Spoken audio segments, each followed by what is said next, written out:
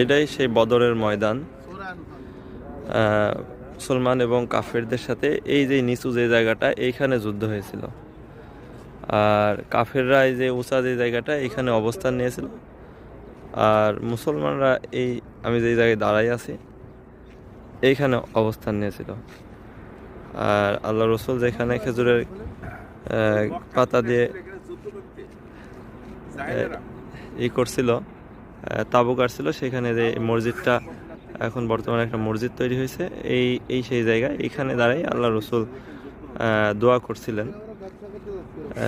এই অল্প সংখ্যক সাহাবী আর অধিক সংখ্যক কাফেরদের মোকাবেলায় যেন আল্লাহ তাআলা মুসলমানদেরকে বিজয় দান করে, এই জন্য এই জায়গাতেই আল্লাহ রসুল দোয়া করছিলেন। আল্লাহ তাআলা কবুল করছে। আর এইখানে এখন বর্তমানে এই মসজিদ বিদ্যমান।